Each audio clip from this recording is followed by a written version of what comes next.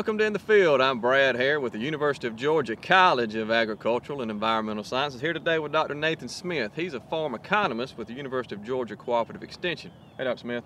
Hey, Brad. Thanks for joining me, my friend. I appreciate it. Glad to be out in the field with you again. All right, man. The peanut industry last year learned a lesson. They learned that peanut farmers are not necessarily obliged to drop some peanut seed in the ground unless the price is right. We had near record low acreage, at least in recent history. Toward the end of the year, that kind of translated into near record prices, at least the highest prices we've had since the end of the quota system. From that to here, what's 2012 look like for peanut farmers?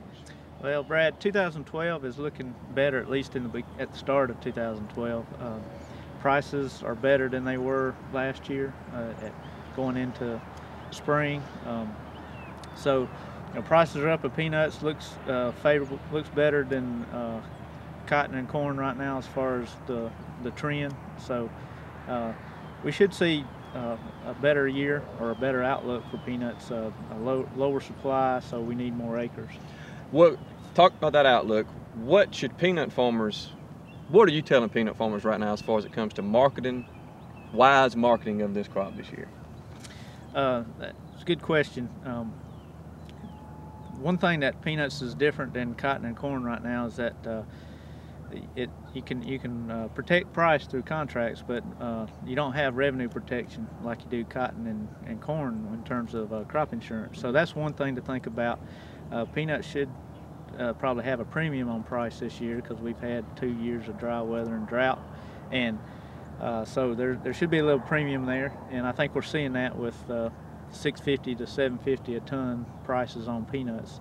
The second thing is when you plant peanuts this year, do you plant them with or without a contract? Mm-hmm. And with the contract, you pretty much have limited your price risk there. But without a contract this year, if we plant a lot more acres and have a really, really good growing season, then you are basically talking about maybe a 400, 355 a ton peanut. So taking a risk. You're taking a risk there. So that's something that needs to be weighed this year, more so probably than previous couple of years. Speaking of, well, we're going to have higher prices. The outlook for that is good, but it's rare that the following year the inputs are less. I'm assuming this year is going to be no different. What are we looking at as far as input? What's it going to cost to produce this crop this year? Yeah, our cost estimates show a little bit increase in cost again. Fuel prices are up, and there'll be some increase in some chemicals products. Fertilizer prices have been up and will probably stay up for this coming year.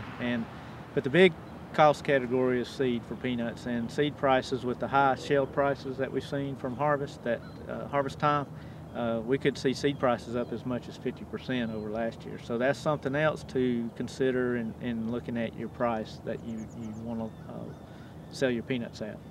Now, of course, the weather's going to be the variable. We don't know what it's going to be. We're in a drought. It's raining right now. If we could bottle this up and bring it out in April, that'd be great. But you're a fine, upstanding man, and this is a question that's on the minds of a lot of people. Are you willing to bet on how many acres you think Georgia peanut farmers are going to put in the ground this year? Well, I get that question a lot, and let me think about that. Now, I don't think I'm going to. I'd be better off betting on horses, I think. There's just too many variables out there right now. If I could tell you how much it's going to rain in April, you could tell me how many acres of peanuts in Georgia. Yeah, I'd take that bet if you can tell me how much rain we're going to have. I appreciate you joining me. Thank you. Glad as always. And until next time, take care, give thanks, and good luck.